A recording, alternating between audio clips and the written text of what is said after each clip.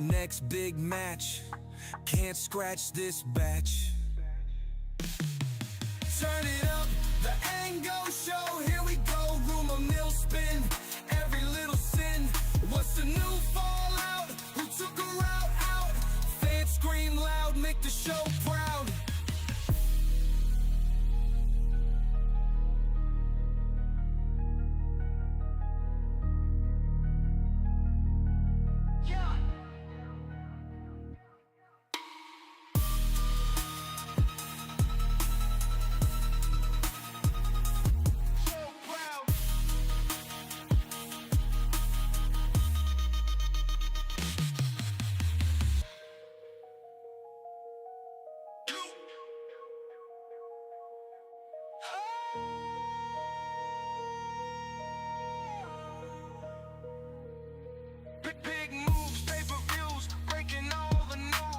Ladies and gentlemen, we are live. It is January 20th, 2025. The real ratings war has started because the Ango Show Live is going head to head with the 60th presidential inauguration. Donald Trump is becoming president today, and I guess this is the real ratings war. This is like AEW versus NXT. This is like WCW versus WWE. This is right now we are head to head with CNN, Fox, MSNBC, you name it. We're head to head with them. Yes, but let's take your mind off politics. Let's talk about wrestling. Come on, man. Shout out to everybody in the chat. Guys, if you could do me a favor and blow up the likes on this stream, I would greatly appreciate it. This is a big one. It was a very eventful weekend in professional wrestling. Definitely bigger than I could have ever expected. There was just tons and tons and tons of stuff that has happened. TNA Genesis went head to head with GCW at Hammerstein Ballroom. We got some reports of some drama with Britt Baker and AEW.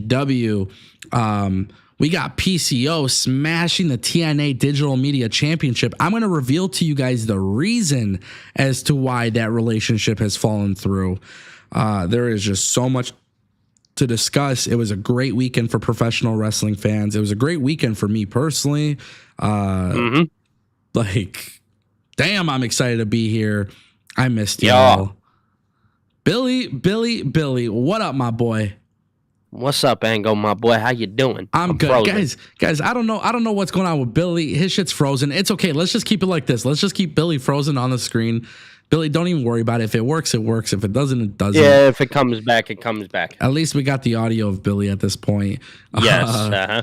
Poor guy. I don't know, man. This guy, Billy has been such a trooper because the last few streams, he had to go and he would go to work and then he would just set up his stream at work and everything like that. And he wasn't feeling too good and he was moving around his equipment. And today his camera just isn't working for some reason. It keeps freezing. It's weird. Oh my goodness. But my goodness. At least we got his audio source, so that's cool. We got something here. We got something. Billy, first and foremost, do you believe in Joe Hendry? I do. I do believe in Joe Hendry. Do you believe in Joe Hendry? Always have, always will, my friend. That's good. Guys, Joe Hendry finally won the world championship at Genesis, and just really, really amazing stuff there. Let's make myself full screen. There you go. While Billy's there. Cool. So we got Billy on the stream with audio. But yeah, Joe Hendry finally won the World TNA Championship at Genesis. I did not think it was going to happen. If you guys follow me on X, I was very clear about that. I did not think TNA would do it. But TNA did a very good job with TNA Genesis. It was a very good pay-per-view. The crowd was great. They really just sold a lot of tickets. And I want to talk a little bit about that too, because I think there's a lot of people who are going to have that conversation about TNA. I do think it is bad faith when people are saying TNA is the number 2 company, because I don't think they got the money that Tony Khan has. But it was very, very impressive to see what they've done this past year, in 2024. And now TNA Genesis kicking off the year with just a very good, very, very good pay-per-view. TNA NXT crossover. We got a glimpse of that. But we got Joe Hendry. Winning the world championship. Billy, talk to me about your reaction when you see him beat Nick Nemeth. JBL gets involved. He's delivering clotheslines from hell. And then, well, it's funny because we're going to see JBL tonight on Monday Night Raw. Right? That was announced last week. So, I mean, I'll tell you what, just naturally excited. Number one, big shout out to Nick Nemeth. I made a video on TikTok about it. Big shout out to him for just doing the job, but also Joe Hendry finally getting what he deserves. I mean, this guy has worked so hard for TNA and really, really been like the catapult to help put them back on the map, right? I mean, we've seen the stuff that he did with TNA and whatnot, or with NXT, excuse me, and just completely changed the direction of TNA and where they were going. So, I mean, just overall, huge fan. Loved what happened last night. The finish couldn't have been any better, and it was just naturally like such a big pop and such a packed room too. I mean, you love to see it. Yeah. No, I mean, a lot of credit has to go to TNA here. They were at the Curtis Caldwell Center. We recently saw Ring of Honor there, and TNA had actually done a better job of selling seats than AEW's ROH brand, which I think is very good for TNA. Obviously TNA needs to be competitive, and they need to put on big events, and obviously they're going to get a little bit of help from WWE, which we can't ignore. But it was really cool seeing Joe Hendry kind of, go for this opportunity, and a lot of people have been wondering if TNA was going to do it. And I thought what was really cool for me personally was the fact that I was wrong. I don't know if I had faith as much in TNA creatively, because I thought Kazarian was going to cash in his Call Your Shot gauntlet trophy. Yeah. And he tries to, but then obviously JBL comes out there and he hits that clothesline from hell. So I like that. I mean, I thought TNA was going to screw me over and have him keep chasing the belt and maybe wait for Slammiversary. But the thing that I've learned, Joe Hendry was going to cool off 1,000% if he didn't win. Like, if they did not give him the world title belt, I think he would have cooled off to a point where he lost all momentum. And for sure. I do believe Joe Hendry will be in the Royal Rumble, and Joe Hendry going to the Royal Rumble and being in the Royal Rumble with the World Championship is a better look than being in the Royal Rumble without it. So I think Tommy Dreamer and the creative team at TNA kind of knew that maybe going into this. And obviously I'm just making the assumption he's going to be in the Royal Rumble because WWE wants those numbers.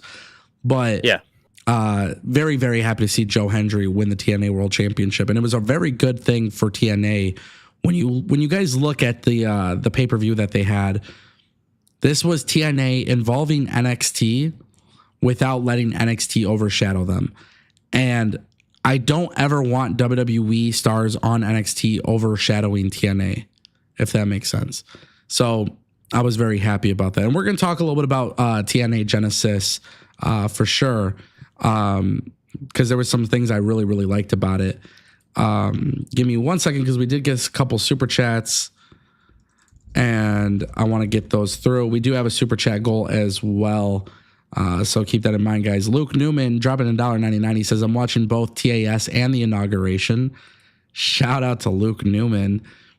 Yeah, right. I mean, stay in tune. This is listen, obviously for a lot of people, some people like politics and they like watching it. And, our job here is to take your focus away from the stresses of the real world. And that's what makes this stuff incredibly fun. So shout out to you, Luke Newman, for tuning in. Tolino Channel back with a super chat, 400 rupees. Back when Impact failed to sell tickets and losing big stars, Jordan Grace and Josh Alexander worked really hard to represent TNA on everything, every wrestling promotion, and now exiting TNA with sold out crowd. Hard work pays off. So I definitely want to talk about that. So let's talk about that really quick, Billy. You have seen TNA grow, and you're not the biggest viewer of TNA. You've made that pretty clear. So They are losing Jordan Grace. They're losing Josh Alexander. When you see that TNA had a packed out arena and the crowd was into it, what's like your reaction to that? So my initial reaction is like, number one, big shout out to TNA for how far that they've come, man. I mean, you've been a gradual viewer of TNA and you've been watching for quite some time. But Jordan Grace and, just seeing all these reactions from these people, I mean, it's so deserving, right?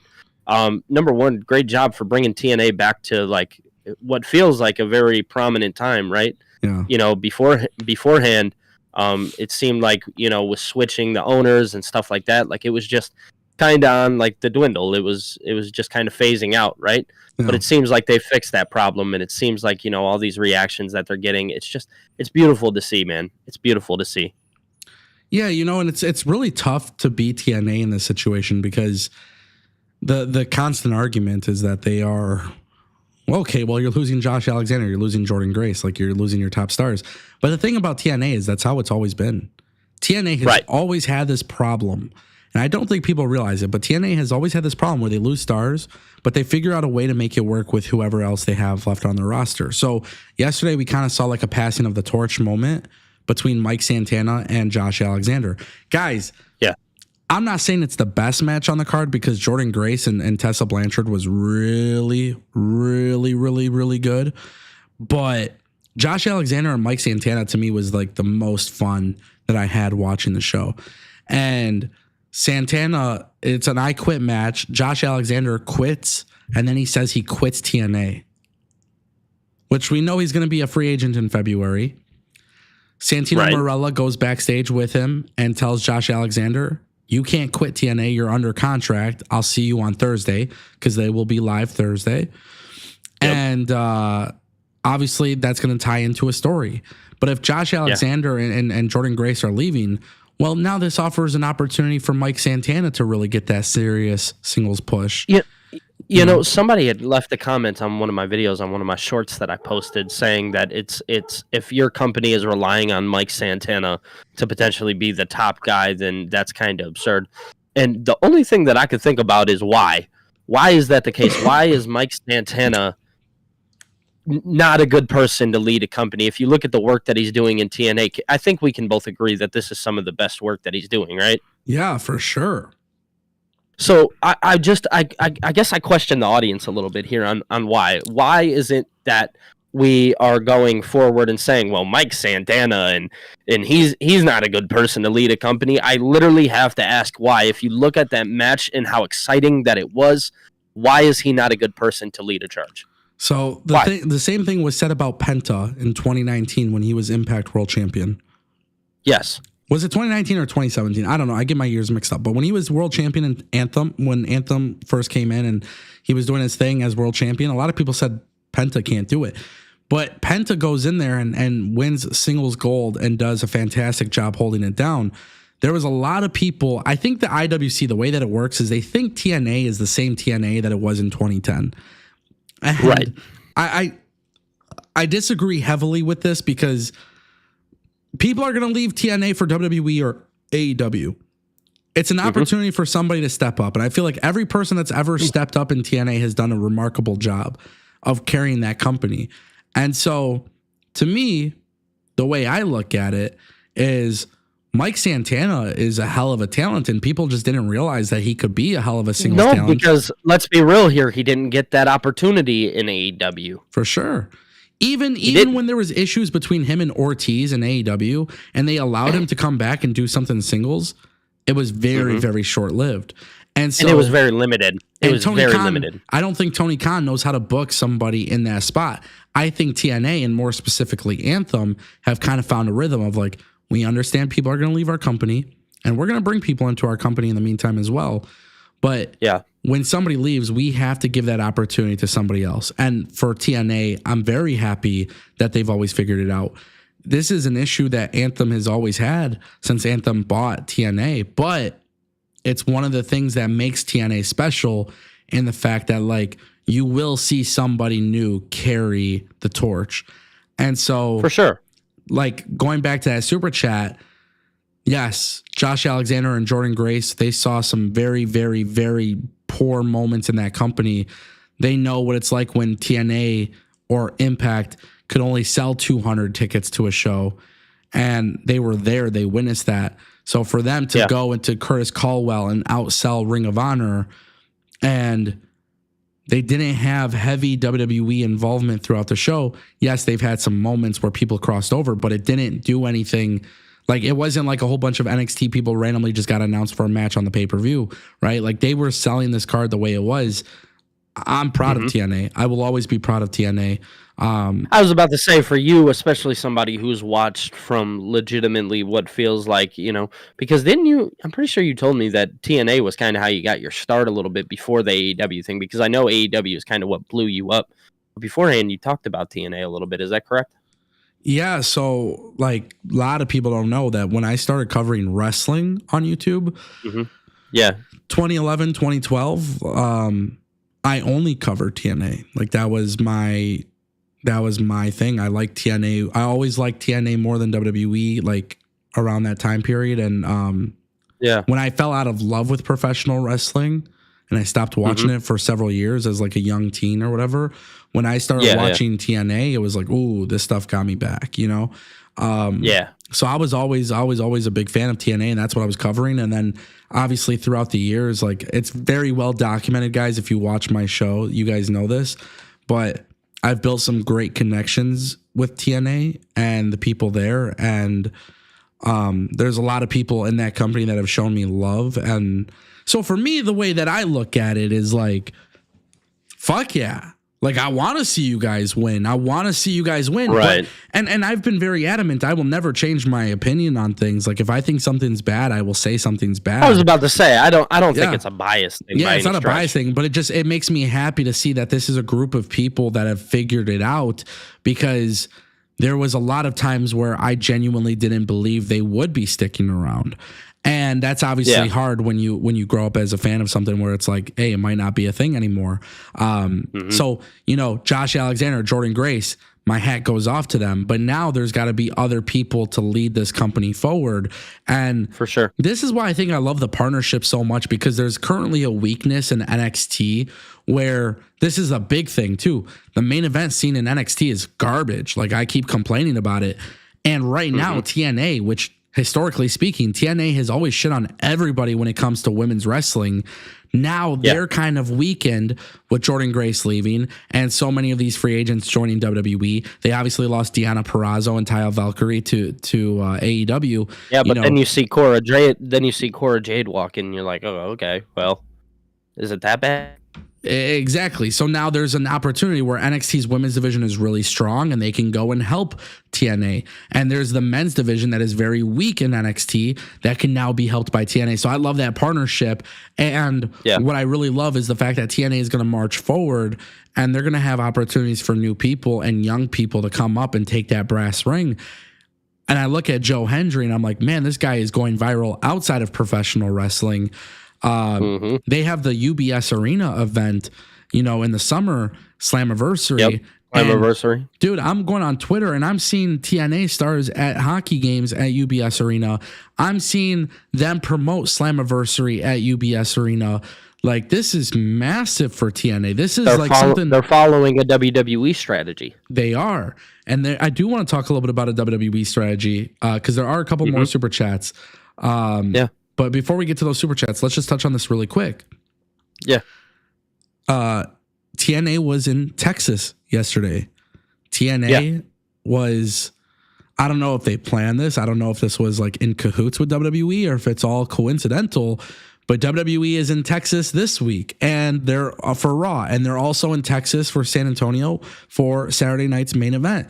So I don't know if this could be a good idea, but Billy, you could tell me what you think. Okay. We know that WWE has these PLEs where, it might be in Chicago, it might be in New York, it might be in Texas.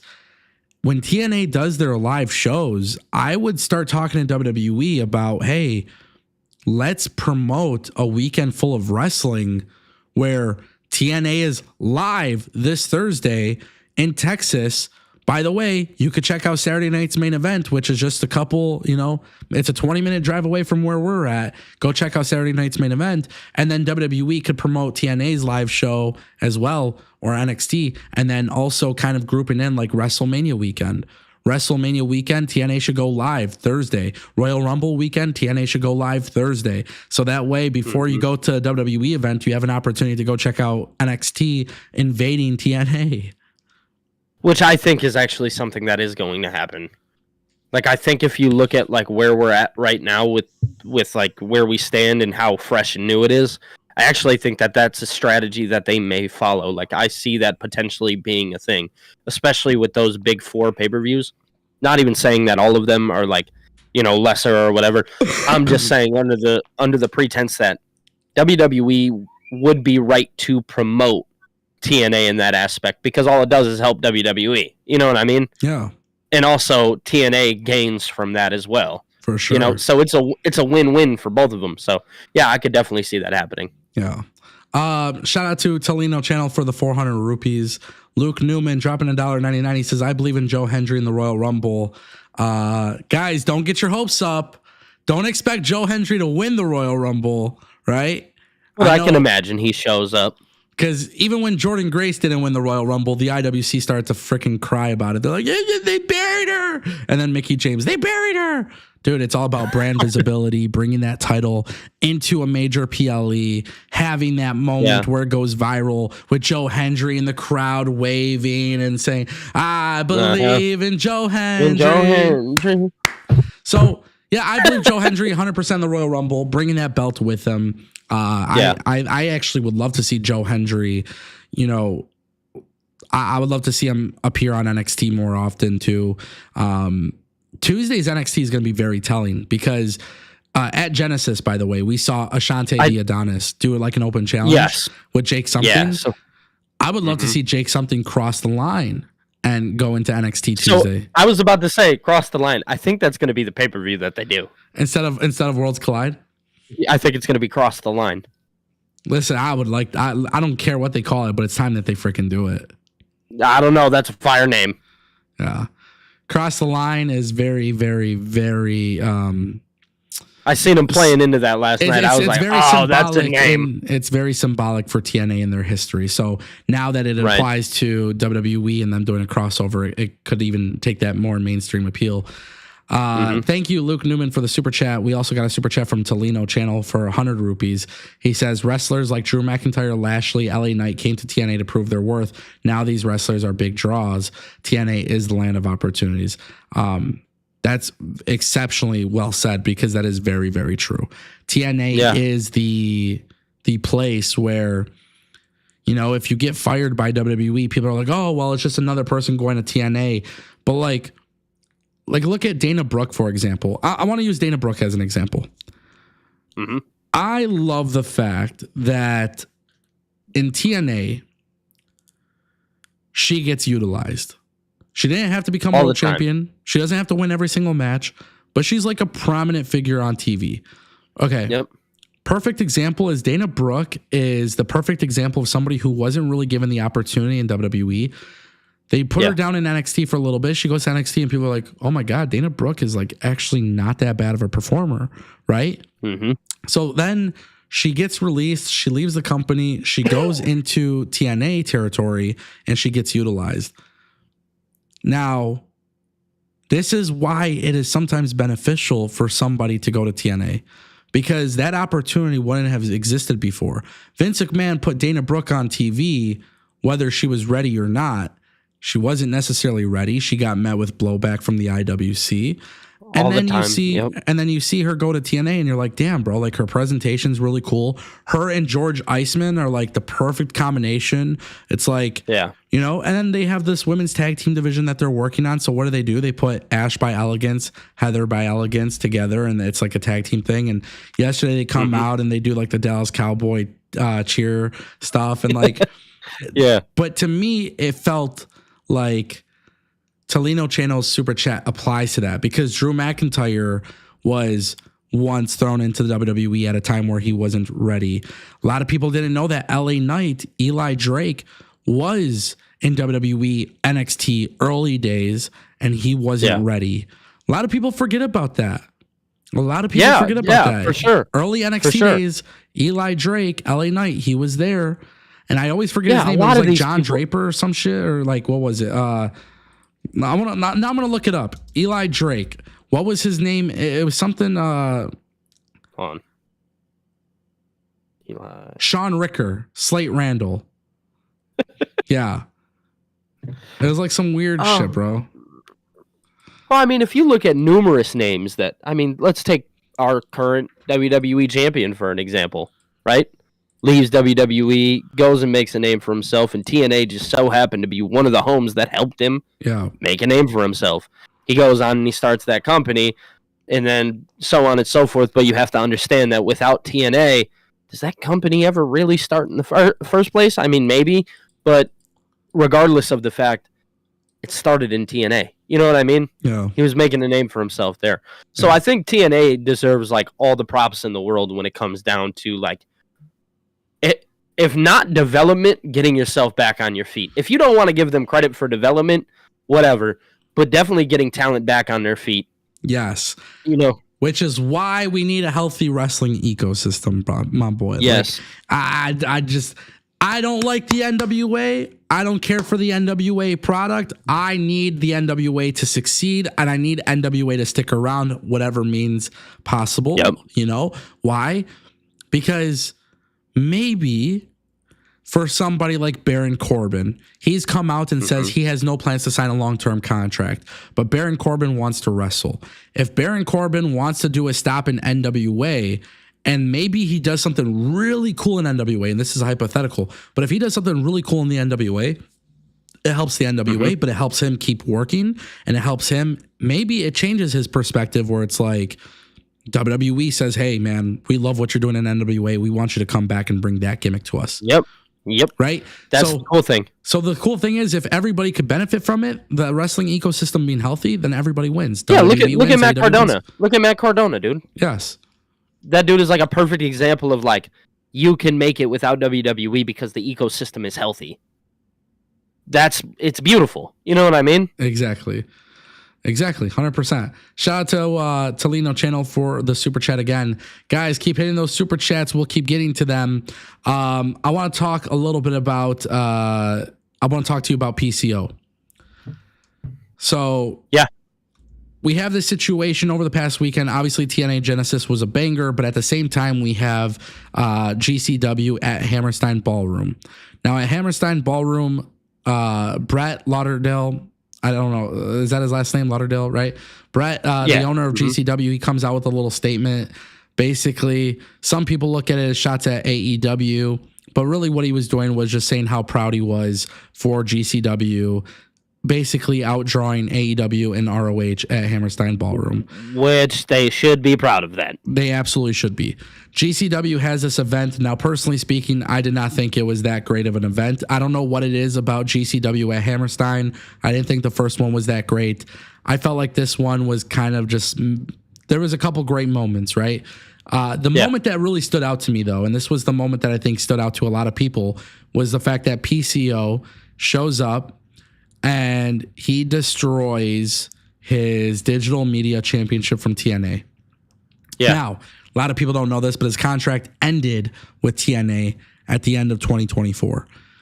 Now, a lot of people may not know this, but I know, I've been told very specifically that PCO was promised a world championship in TNA when Scott D'Amore was in power. So what I was told was Scott D'Amore was basically offering people a opportunity to re-sign with the company.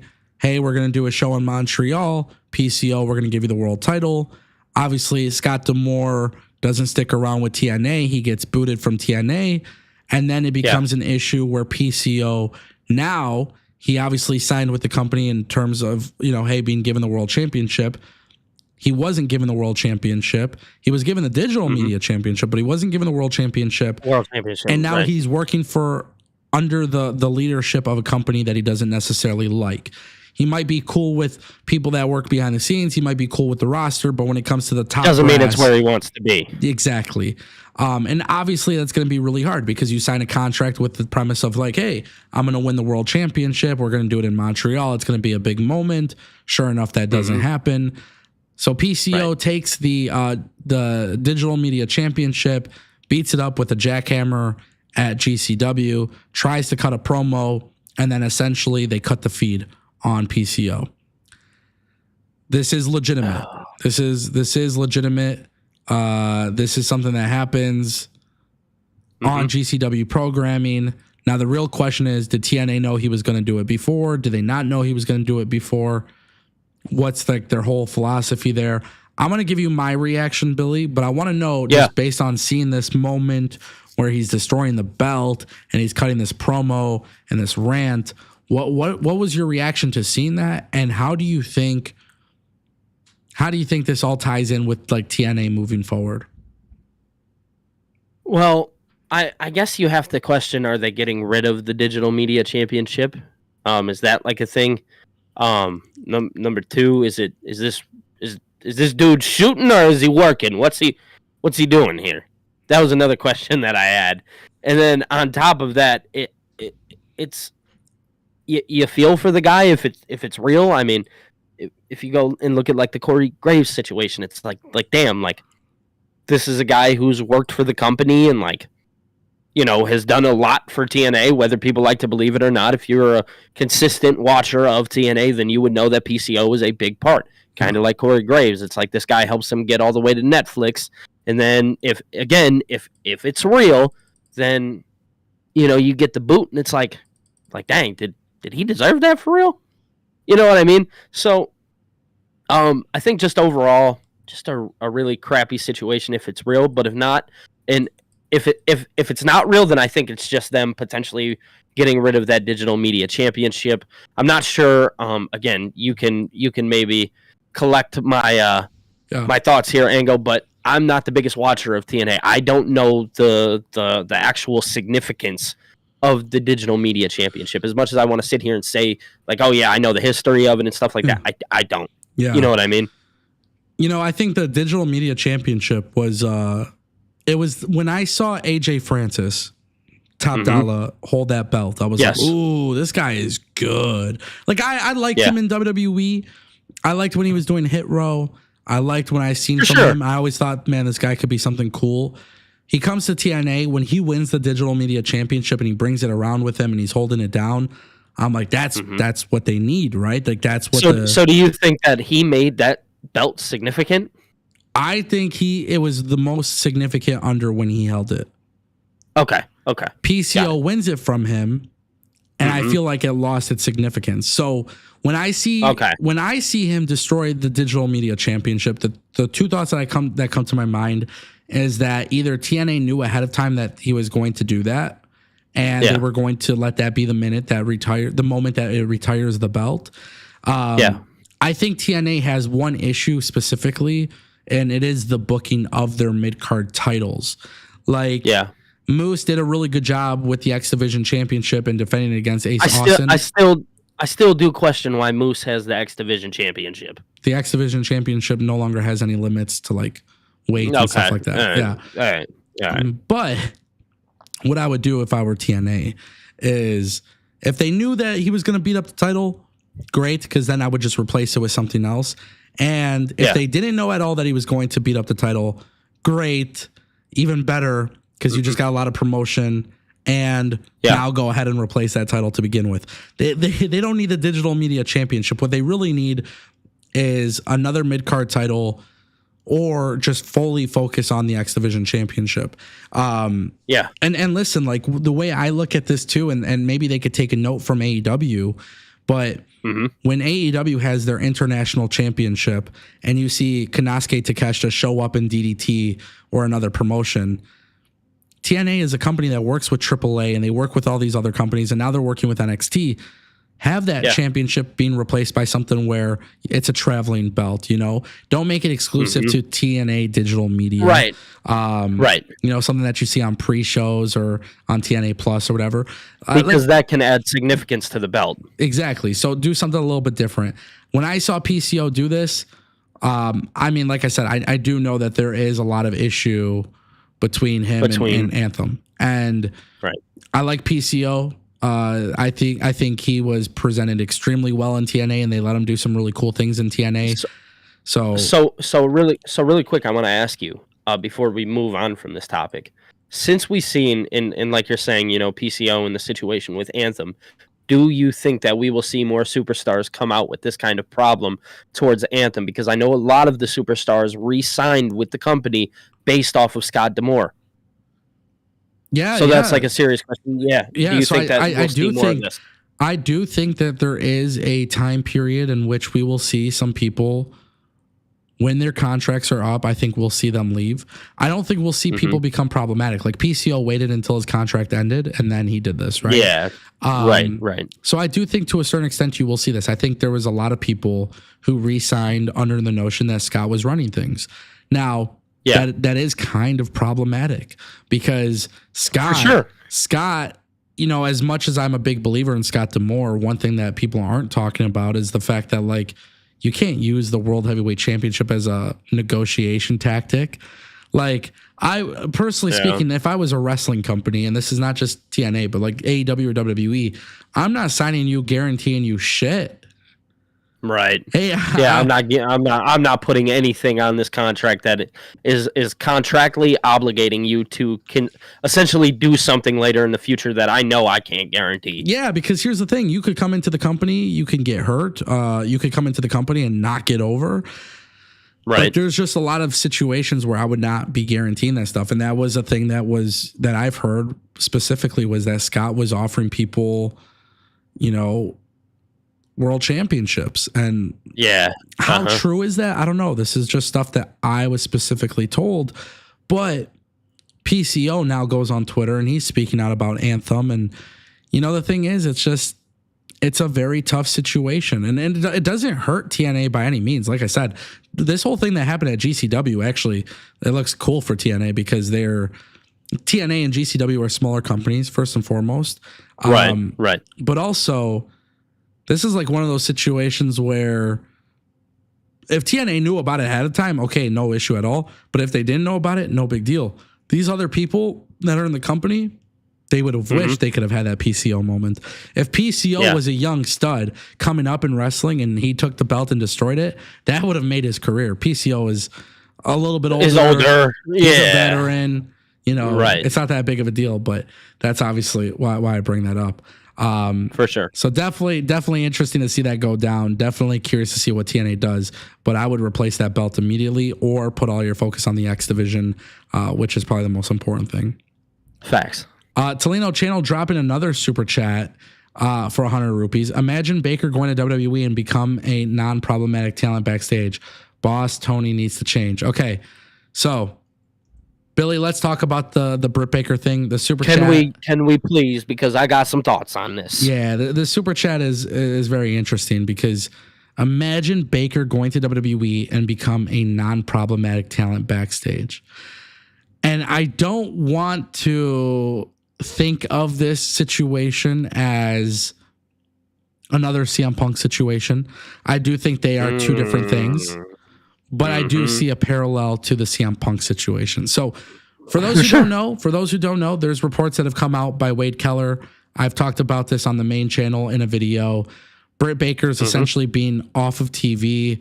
AEW is kind of like adding her to the list of people not being used until their contracts run out. Miro, Ricky Starks, Ray Phoenix, somebody else was on that list, Malachi Black. Basically, Britt Baker internally has been like added to that list. They don't plan on using her. She's become a problem backstage. The whole report is out on my main channel in my main video. Billy, you said you got to get some stuff off your chest. Let's hear it. Oh, okay. All right. So this Britt Baker situation kind of drives me up a wall a little bit. Because I think there's two sides to this, right? I think there's one side that is like, oh yeah, Britt Baker is like a real problem and stuff like that, and she, has done a lot of harm backstage, and they compare it to the CM Punk situation. Then there's this other side.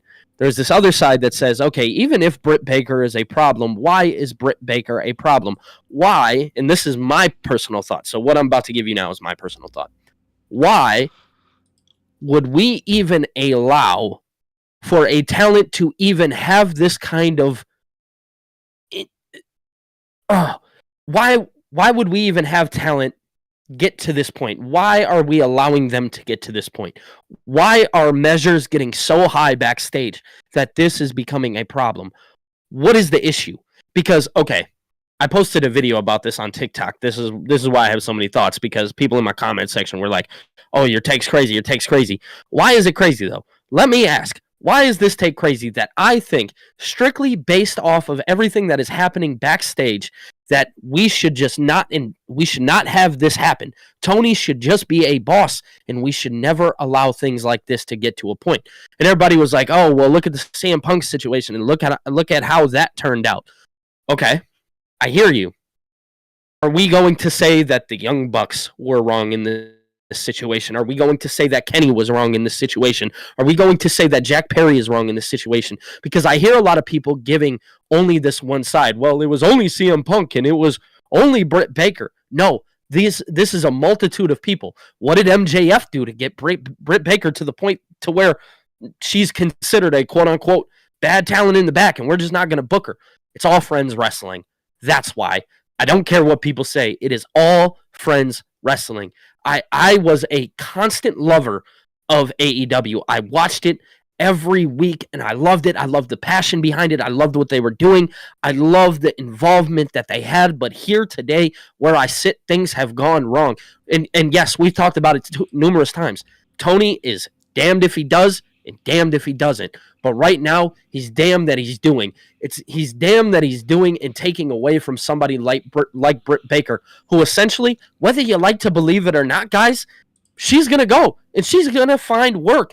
And she potentially could go to the WWE. And you want to know what happens? Look at CM Punk. If we're going to use CM Punk as a scenario, let's take example of that. CM Punk walked into the WWE and guess what happened? Nothing. He's fine. We have heard no backstage bullshit drama, none of it. It just blows my mind that this is the narrative that people are coming up with. It's, oh, well, Britt Baker, she shouldn't be a problem, and she needs to be better. Yeah, you're absolutely right. I believe as grown adults, we probably should be better. But what drove you to that point, and why is there a boss that's ever allowing it to get to that point? And go, I'm done. Yeah, I think you hit a couple great points. I think for me, the question is, why is there such a bad cultural problem backstage? Why is this something where, we're looking at a report, okay? Me and Billy have not been backstage in AEW to see what Britt Baker did or whatever. We're just going off a report. But the thing that I'm most curious about is, like, a lot of these reports have one thing in common, and that is typically the backstage culture of AEW is messy. And I feel like that's just such a shitty thing to happen in a company where you're supposed to be the cool company and you're supposed to be the alternative and you're supposed to be what's different. And it's like Britt Baker was your number one person in the women's division for sure. Yeah, like this was the person who was holding it down. And then it's like, I see the Britt Baker thing, and it goes back to the super chat. Like, imagine her going to WWE and showing that she's not problematic. Well, I don't know Britt Baker on a personal level, so I'm not going to pass judgment on Britt Baker on a personal level. Right. But what would be the benefit of Britt Baker going to WWE and being problematic? There would be no benefit if you burn your bridge in AEW and then you burn your bridge in WWE.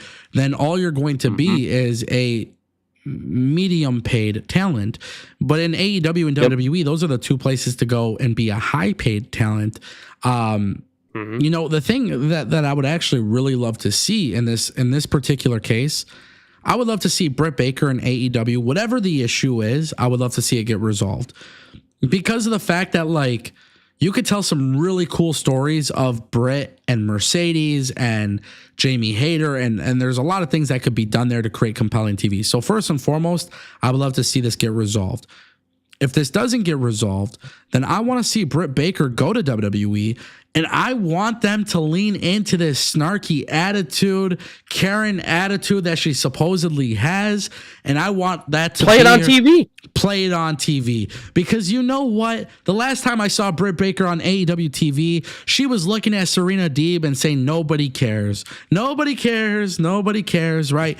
Go into WWE and literally portray this character. Be a freaking Karen. Rub people the wrong way. The problem is that they're not going to do that. Tony's not. Remember this. Now, if you want to talk about the CM Punk situation, sure, we can. It's not going to happen. You want to know why it's not going to happen? Because Tony doesn't know how to make money this way. You could have did the CM Punk and Kenny thing. You could have did the CM Punk and Bucks thing. Here we go again. You have her play into this ego maniac, whatever. You could do it on TV. Make money from it. Yeah. What are we doing? And if they don't make We're money not from doing it. And if they don't, then that's what I'm saying. WWE should lean into it yet again. Because I think WWE leaning into it is not only going to be great TV, but they are going to sell Britt Baker to the IWC as, hey, you guys were right. When in reality, when you find out backstage, Britt Baker was just being, and this is the thing about AEW too. This has been a narrative comes out backstage about AEW and everybody immediately jumps to believe it without thinking of the opposite side of the narrative. And so WWE immediately, everybody said, hey, CM Punk is a problem backstage. CM Punk comes back to WWE and there's no reports of him being a problem backstage. That doesn't mean he wasn't a problem in AEW, but what it means is that you only heard one narrative where Punk was the problem and you didn't really understand. And then the only thing that saved CM Punk's ass was the fact that AEW actually was dumb enough to air the footage and it didn't look as bad as they all made it out to be, as bad as every report made it out to be. So Punk goes into WWE and he's a good guy now all of a sudden, and people can't really say anything because all they know is that one narrative without listening to the other. So if I were WWE, I 1000% lean into Britt Baker being this problem. And what I would do if I were WWE is I would put her on the main roster. I think she needs a little bit of work in the ring. I think she could be a little bit better as a talent, but I think Britt Baker is already good enough to be on the main even roster. when they had her wrestling, she was growing, right? I was about to say she was developing really fast and really well. People don't realize that she wasn't the most experienced before coming into AEW, and she came into AEW and held that shit down like a fucking boss. So I do not care what you say. They had WWE filing lawsuits between her and Ty Conti. Do you remember that match? Or it wasn't a lawsuit. They were tripping over it, though. Is that correct? What are you talking about? Oh, with the death match shit? Where WWE? Yeah, the death match. I think it was something about I forgot what you're talking about. I know what you're talking about, but I forgot like the details. But yeah. It was on Rampage. Yeah, it was like, because I think it was Vince, right? This was like 2019. Yeah, Vince was having like a shit fit over it, dude. So I do remember what you're talking about. Vince said something about them blading and cutting up blood and the bleeding. Yes, that's what it was. But yeah, people don't realize like she held it down for AEW for a long time, and Tony Khan got his new toys to play with, and then as always, it almost feels like in TNA people often celebrate the day ones that were with them, the OGs, right?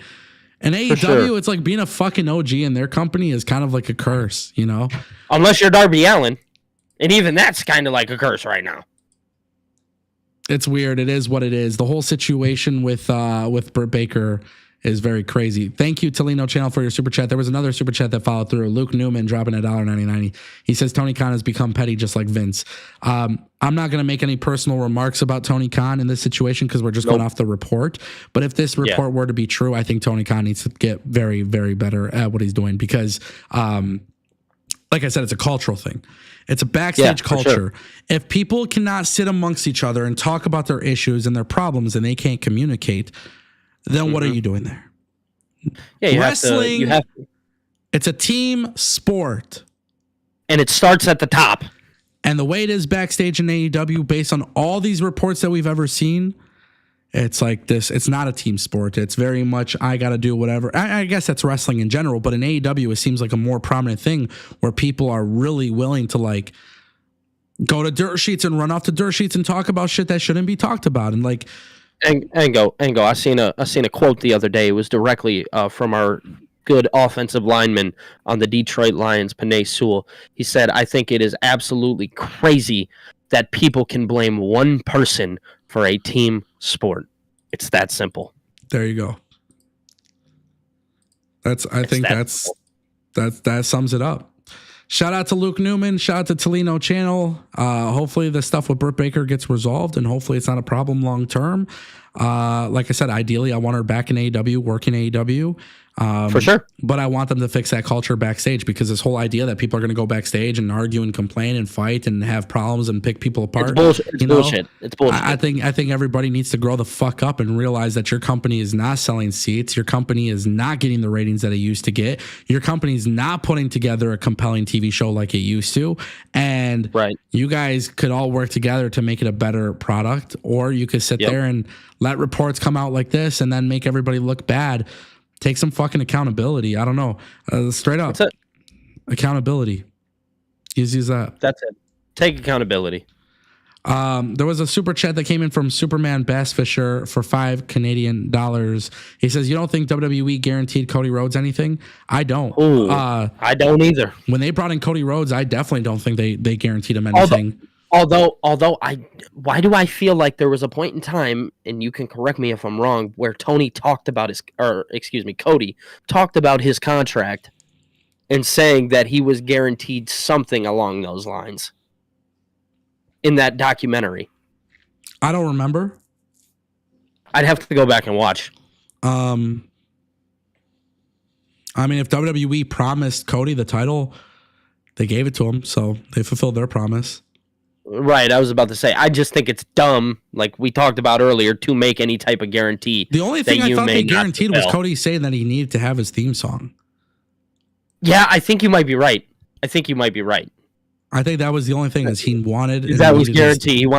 He wanted to stay himself coming into WWE. Yeah. That was like his one thing to Vince. If they offered him the world championship and negotiations, I mean, I think that's stupid, because that's just dumb. But yeah, I mean, like we talked about earlier, it's dumb to promise something that could essentially not happen, ownership changing later down the line.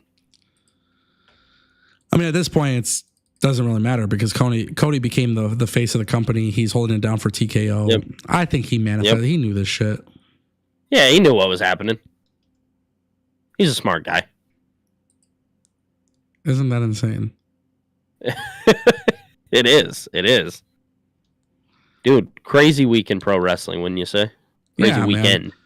Yeah, I mean, it was a crazy weekend. And, for me, dude, I feel like wrestling's at a very, interesting time, because we're seeing firsthand, all these companies are doing things. We're getting ready for WrestleMania soon. AEW's got some drama. WWE's got a little bit of drama. WWE's got this partnership with TNA. TNA goes out there and throws out a great pay-per-view. We didn't even talk about Tessa. Oh Lord. We didn't even rant about that or talk about Tessa, but Tessa and Jordynne Grace had a phenomenal match. The only criticism that people had is that the crowd was chanting Tessa Blanchard's a racist, and they didn't like her, but her match with Jordynne Grace was phenomenal. And, the match was good. I will say, Tessa Blanchard, what she should have done after she beat Jordynne Grace, when she beat Jordynne Grace, I think she should have picked up the microphone and apologized. You think so? I don't. Why? Because I think there's already they're chanting that. That's already a bad look and a bad stigma around her. But I think she needs to find a real way to be genuine about it and apologize if they are going to keep her around. Because if she ignores it for too long, it's just going to continue to happen. I mean, dude, Hulk Hogan walked out on Monday Night Raw and he didn't even get that reaction. They're not going to want to keep that around unless they find a genuine result for that. Yeah. I don't know. Those are my thoughts. Very interesting. We have hit our super chat goal, so let's watch this graphic go off our screen. Oh, Super chat goes to Tolino Channel filling up again. Yeah, shout out to Tolino Channel. Do you think Black will rewind the feud with Seth? Hmm? Yeah, Malachi Black, Seth. Oh, are you asking me? Yeah. Yeah, I do. I think you got to. And I think you tell it better than you told it the last time, hopefully. So, yeah, I do. I do think that is a feud that we will eventually see. What are your thoughts there? World Heavyweight Championship, baby. Oh, of course, Black of course, and of course. Of course. I feel like everybody should have known my answer. Yeah, I did know your answer, but I just had to ask. Have Seth beat Gunther, Aleister Black beats Seth, and yeah. Mm. I like the idea of Aleister Black and Seth Rollins, and So do I. I'm a big fan of it. it was funny because CM Punk called Seth Rollins the Monday Night Messiah on last week's Raw. So Did you see his Instagram post, CM Punk? He said No. that Drew and Seth are fighting for the Divas title tonight. oh my god, I thought that was hilarious. I can't wait for Raw tonight because I already know like Drew is having that rematch with Seth. And that's like, oh, this is gonna be good. This is gonna be some good shit. So We're getting JBL on TV on a random Monday. what's the plan with JBL, dog? He have he no goes idea, to bro. GCW and AAA, and he goes to all these companies. He'd be just This clotheslining guy's people. everywhere. Yeah, This dude's everywhere. I'm intrigued. Yeah, me too. I'm intrigued. He's gonna show up on Raw and just clothesline somebody and dip out. I swear, bro. WWE knows that that's what he's been doing, so they're gonna do that shit again. I'm gonna laugh hard as fuck. I wonder how long it's gonna go tonight. I think that has to be like a new thing that we do here. I think it has to be how long does everybody? Yeah, guess how long Raw's gonna be tonight. I'm gonna say 2 hours. All right, Billy thinks. Okay, listen. Billy guesses 2 hours. I'm writing this down. 2 hours. My guess is 2 hours and 43 minutes. And tomorrow, Okay, we're doing on the dot. I'm saying dot. 207. Change my answer. 207. 207. Okay. So Okay. I say 2 hours and 43 minutes. We're gonna see who's right. Okay. I think tonight's Raw is gonna be very fun to see how it ends and how they do everything. And like, I can't wait till Raw tonight. I can't wait. There's another super chat from Luke Newman for $1.99. He says the damage has already been done. It can't be fixed. I think that's in regards to AEW and the. No, I think no. He dropped it in the chat. That's to Tessa Blanchard. To Tessa? Well, I don't see it. Oh, yes, yeah. I think the Tessa situation could always be rectified if she is genuine. From what I've been told that she's gone backstage and talked to everybody and like that kind of stuff. And that's cool. Obviously, those are the people that work with her, and they're going to have to decide. Right. But also, I don't think it would be a bad idea addressing the crowd. Yeah. I don't think it would be a bad idea. I think it would actually be a good idea to address the I'd crowd. agree. You just have to find a genuine way to do it. Yeah. That could have been the moment. Honestly, it could have been the moment. She just had this banger of a match, and obviously, you know that there's. I think though, and this is where we can agree to disagree, because I do agree with you that she needs to find a way to do it. The only reason why I say that was the wrong time is if you heard the chants, those chants weren't going to stop. People weren't looking and paying attention to the match at the time and what was happening during the match. They only cared about what was actually happening, and at that time, they felt like that was what they needed to chant. Sure shit, they did. Yeah. It's tough because Anthem's building her up. I mean, they had her defeat. Yeah. Jordan Grace, For and sure. Yeah. That's. Yeah, no, they definitely are.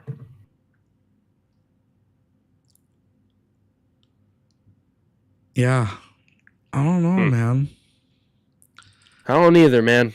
Tough situation. For sure. I think addressing the crowd, it's very different than the Hulk Hogan situation because Hulk Hogan like apologized for being caught. I think that was the whole thing when Hogan was backstage to WWE, like I think the report came out that he apologized for like being caught with the cameras on, and he was telling people, "Hey, watch what you say," Yeah, I mean, and like, yeah, he wasn't like genuinely apologetic for the stuff that he did. So I think for Tessa, you could learn from that and maybe address people publicly and say, listen, like my issues have been rectified with the people they've hurt, but I've never apologized to you guys. And like, I don't know. It's a very, very difficult situation. And I don't really know the solution for it, but I do think Tessa doing that is, I think that would help her in comparison to Hogan. People never feel like Hogan genuinely was sorry.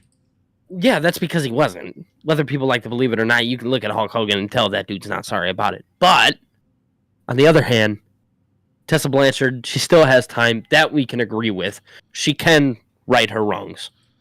I don't think it's too far gone to rewrite your wrong.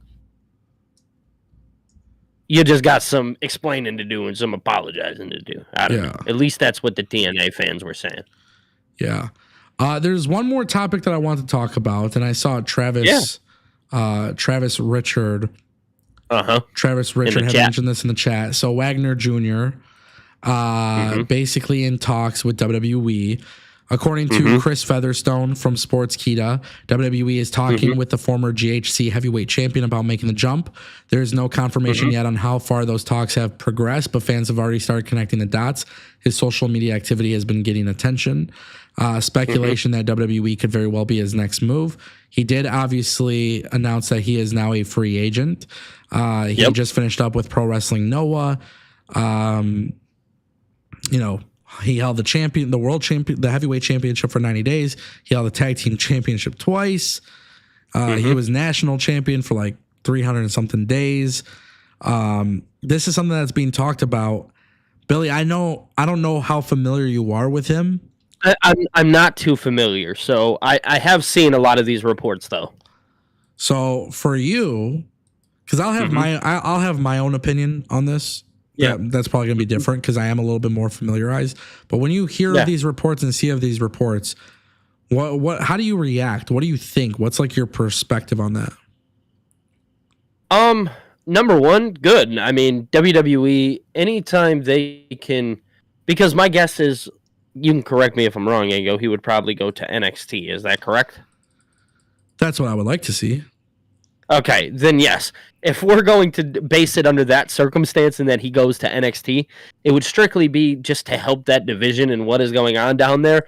And I think you add excitement too, because I think we can all agree. I watched a couple of his highlights. I seen it on YouTube.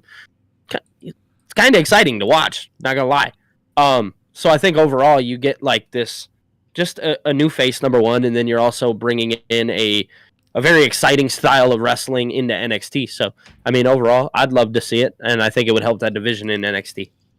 Yeah, I mean, I'm going to be very, very honest. Like, I think he's extremely talented. I look at NXT, and I see there is an issue in NXT with their main event scene. And what I really, really want from WWE NXT is to improve that division. And I want it to get to the point where people could kind of come in and like immediately make a change to it, right? Yes, and make that big jump. WWE has to, at some point, invest in that main event scene. They have to. Part of that is letting people come in with what makes them so good to begin with. So for him, I mean, he's got a great packaging. He's got like, bro, there's this picture. I'm going to see if I can find it really quick from Pro Wrestling Noah entrance. Okay. And like he had like let me see if I can find it. Pro Wrestling Noah. Oh, yes. Bro. Let me see. I'm about to throw this on the stream right now. Bet.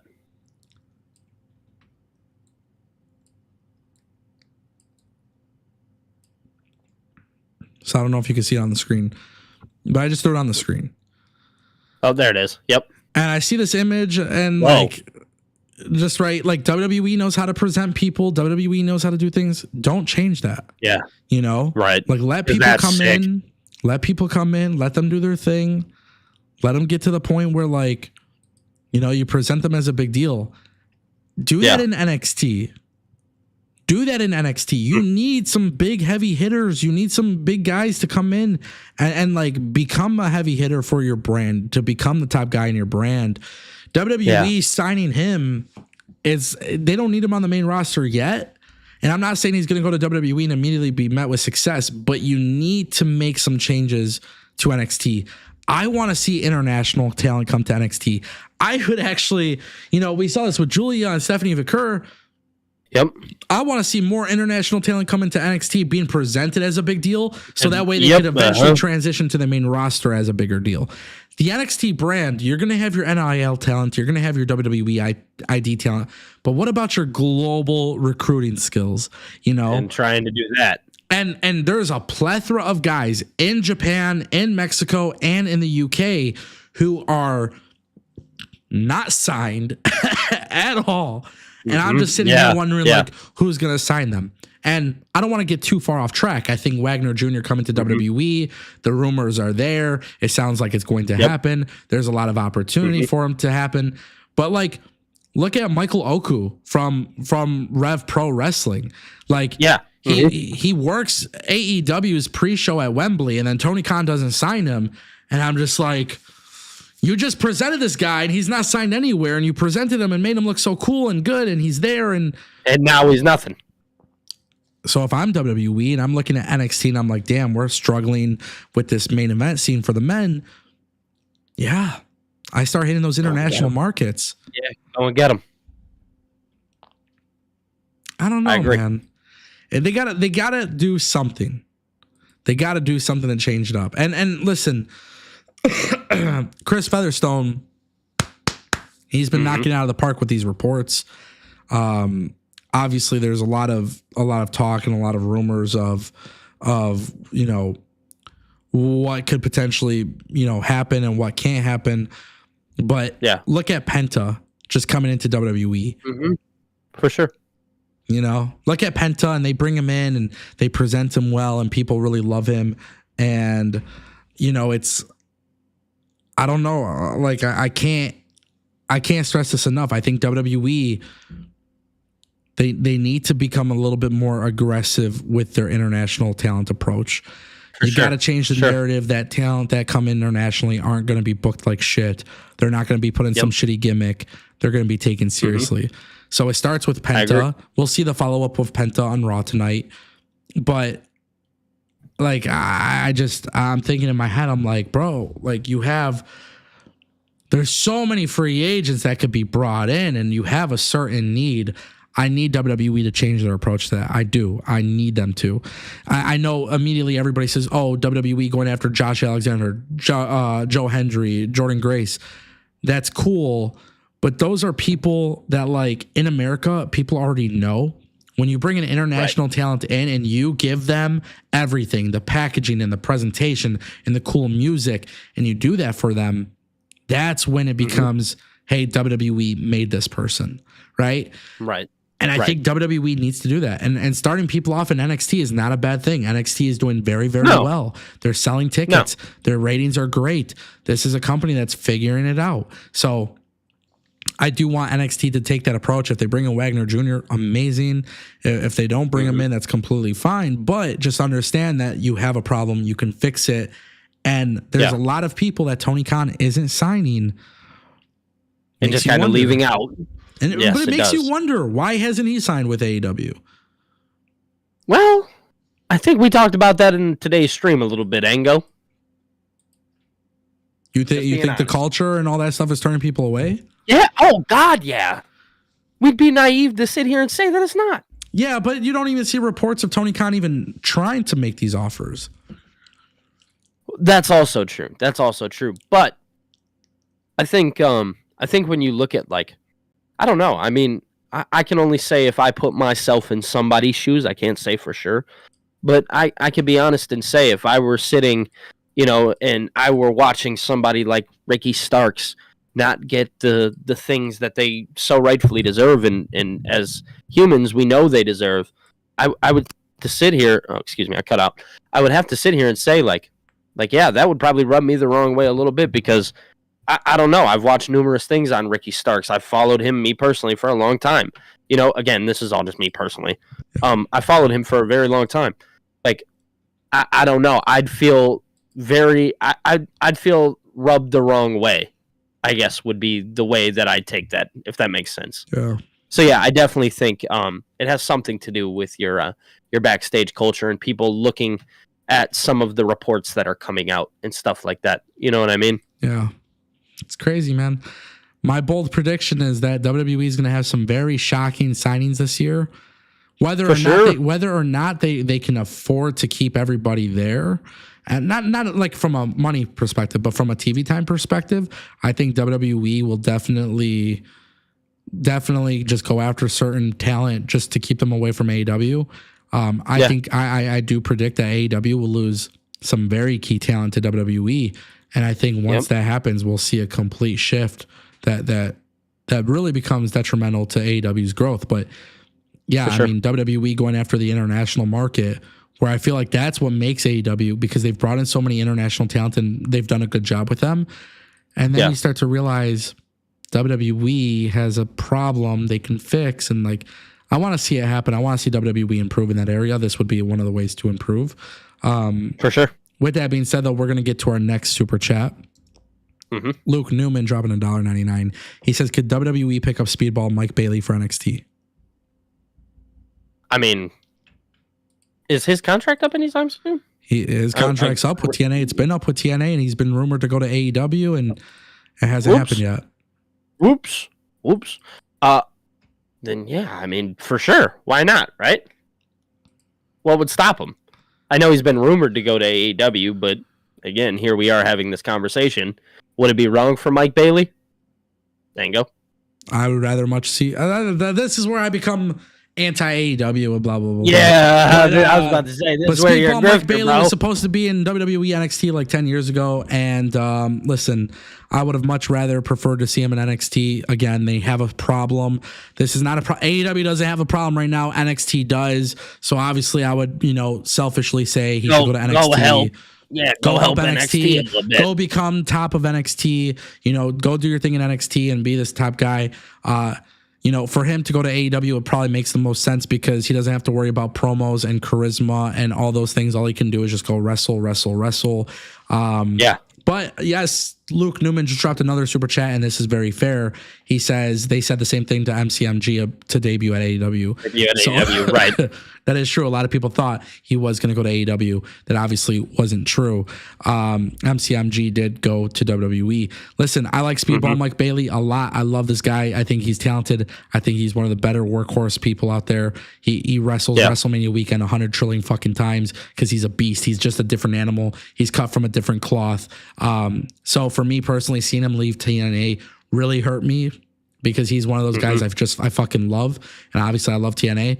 But if he goes to AEW over NXT, or if he goes to NXT over AEW, it doesn't matter. I'm happy for him. Just for the fact that I know he'll be paid well and he'll be taken care of. He'll do great work wherever he is. Yes, even if AEW, let's say he goes to AEW or he goes to NXT and they don't book him on the top of the card, they don't take him to the top, they don't build him up, whatever, but he's just there.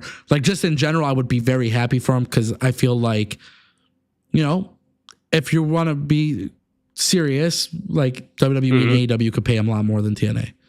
And I would be happy when I see a guy like that whose work ethic is like that and he's that talented. I'd look to think, man, they deserve it. So I think Speedball deserves all the success and everything. And I would love for him to go to AEW and be treated as a big deal. He was rumored to be in the Continental Classic. That didn't happen. He was rumored to be in the Casino Gauntlet. That didn't happen. Like, at some point, I would love to see him succeed. Luke Newman dropping another super chat. Says WWE could pick up Jonathan Gresham. We'll see. We don't know his situation with TNA. We know that his contract is set to end as well. There was rumors that WWE was looking at bringing in Jonathan Gresham to become a coach. Yeah, we'll see. I don't know. I like the guy a lot. So I like Jonathan Gresham a lot too. I always wonder why TNA didn't do a little bit more with him. Facts. I see Arthur Collins in the chat. He told me I have a nice cap. Arthur, I'm hurt about this cap right now. Oh yeah, the Lions lost. Yeah. very hurt about it. Well, love my shucks. boys, but man, Yeah. whew. I don't even want to talk about that. Fuck. No, we can. No, it's a very dark day on Saturday. Yeah. UFC was good. Yeah, it was. UFC was good. It lowered the blow from the Lions.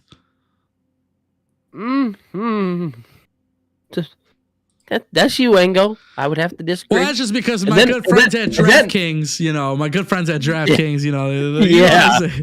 yeah. And then on top of that, TikTok went dark. Oh, dude, you know what's crazy? I don't know. I haven't checked it yet, but CapCut was also cut out. CapCut is still cut out. Is it? So the thing is, I used to use Adobe Premiere, you know this? And then eventually I switched to CapCut. And a law banning CapCut has been enacted in the U.S. Unfortunately, that means you can't use CapCut for now. Rest assured, we're working to restore our service in the U.S. Please stay tuned.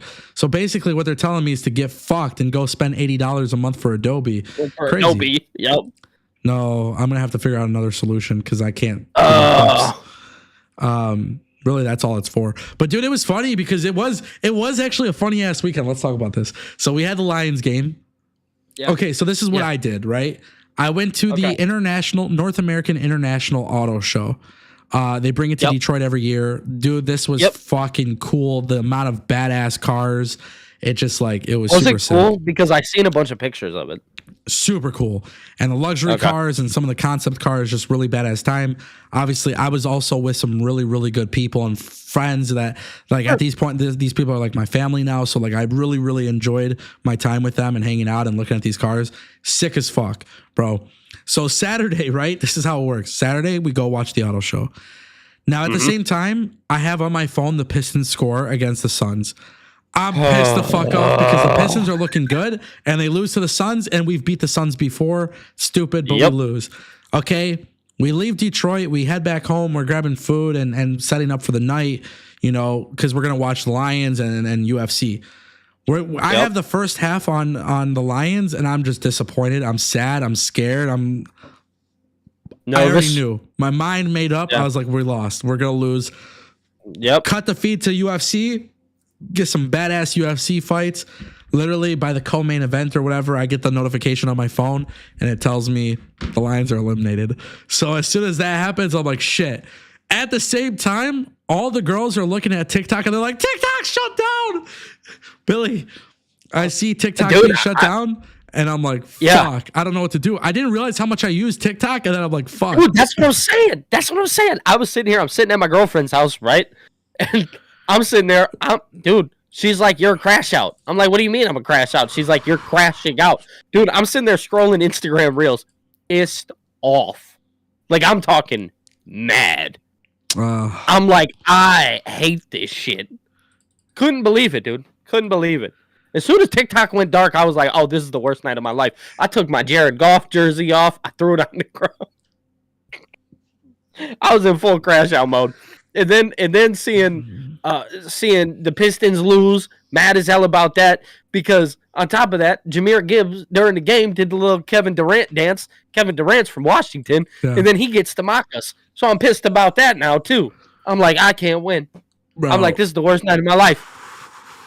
What a fun ass weekend. But finding out the Lions lost just killed me. And the thing is, UFC was great. UFC was amazing. And we're just all there and, we're having a good time and we're watching. Yeah, for sure. Bro, when the girls say TikTok is officially shut down, they're showing us the error message. Yeah. For some reason, my TikTok was still working. Yeah, because it took a minute for everybody to fully shut down. Then I get booted off the app. I check it. I'm like, oh, shit. And then what's crazy is I was like, I get a message on DMs. One of my boys DMs me on Twitter and he goes, hey. He's like, what do we do? Because we both switched from Adobe to CapCut. So he's like, what do we do? I'm like, what are you talking about? He's like, CapCut's shut down. I'm like, what? Banned too. I freaking love CapCut. What a great service, bro. This shit works amazing. Well, dude, that's why everybody was like, oh yeah, just go to Lemon 8. I was like, they're gonna ban that shit too. They did. They banned all that shit. And Instagram Reels ain't the same, man. So TikTok is back and running, so you guys can follow us on TikTok. Billy TKO, go follow me because I do post over there a lot and I do pretty well on there. Yeah, TikTok owes me some money, so we'll see if I get that money now. I don't know, but it's funny, bro. I was like, I checked my balance. Hold on. Does anybody know? Did Trump sign the executive order yet to place it for 90 days? Brother, they're watching the Ango show over the inauguration. Oh yeah, that's right. We're winning the ratings war. Yeah, you guys don't need that. Yeah. I think he did say he's going to extend it, but he wrote something about like the government trying to own 50% of it or something like that. Or I did see that. I did see that. So we'll see. We'll see what happens. But yeah, dude, that was crazy. I remember the whole weekend. I was just like, the Lions lost, the Pistons lost. The auto show was sick, man. The auto show, because I haven't gone since I was a kid. So like, the auto show was really cool. And then of course, when you get home and you're ready to just relax and have some food and some drinks, where did they have the auto show? It was Cobo Center, but whatever they changed. Cobo Hall, but they changed the name of that place to something else. So okay, all right. But it was just so funny because then like, wow, this was a fun night, and then to turn on the Lions game and I see Jared Goff throw a pick six, and I'm like, oh my God. And then he got hit. Like I seen somebody, they were like, Jared Goff got hit so hard that he went back and played with the Rams. Yeah, I don't know, bro. That was wild. And then freaking UFC was great. I mean, just a really good pay-per-view, and it was fun, and it was a fun night. And that was the thing, right? Like, it was a fun weekend. Obviously, Detroit sports wasn't good, but as you can imagine, come Sunday, we have TNA Genesis, and I'm just watching it. And I wanted to do a post show, but honestly, like with how I was feeling lately, I was like, I kind of want to go to bed early, relax, come back, do this live stream, be energized, stick to our time stuff, and obviously there's a lot to talk about. By the way, huh? We're killing our time slot. Yeah, this is amazing. I love it. I gotta prop us. No, I gotta prop the community. So let's do that. Actually, Kevin Schiffman, Luke Newman, Tolino Channel. Thank you, especially Tolino Channel and Luke Newman, just pulling through with super chats. Jay Henry, Curvin, YouTube fan Chester, David Decker, Kitty Michael, Alberto. Just so many of you guys in the chat. Appreciate you guys, Cedric, everybody who's coming through to the chats every single day. And honestly, man, like I really appreciate it. This is fun. Tomorrow we're going to talk about Raw. We're going to talk about NXT. We're going to talk about whatever drama there is for the day. It's going to be a really good time on this show. 12 o'clock. At the very minimum, we'll go an hour. Sometimes we might go 2 hours, depending on the time or depending on the topics. And I'm very, very excited for the future of the show. I appreciate all of you who have come through. One of the things I want to say, too, as part of the special shout-outs, the one thing I've really been happy with is we could talk about likes and super chats, and we could talk about views and all that stuff. That's cool. But what I really, really started to appreciate more is watching the average view duration of the show, and these numbers are incredibly strong. So you guys come through, you guys are utilizing the chat, you guys are talking, you guys are watching, you guys are engaged. We engage with you guys. And I appreciate that because it's the afternoon. I know people got their lives and we got things to do. And, so when you guys spend your time with us, I really do appreciate that. For sure. Yeah.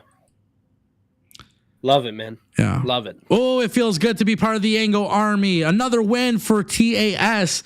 We just beat the inauguration in total viewers. No, I'm kidding. Let's go. I'm kidding, obviously. I'm kidding. Yeah. Obviously a big day, though, in America because the president is changing. And, I know a lot of people's attention is there. So for those who like to listen about wrestling talk and stuff, we appreciate you guys giving us your time. And tonight's Raw should be stacked. So I'm super excited about it. Billy predicted that Raw will go 2 hours and 7 minutes. And my prediction was 2 hours and 43 minutes. So we'll see who wins tomorrow. We'll open up the show with the results. And yeah. Anyways, guys, thank you all for pulling up, showing love, showing out. Y'all are so beautiful. Appreciate y'all, and we'll see you guys tomorrow. Peace.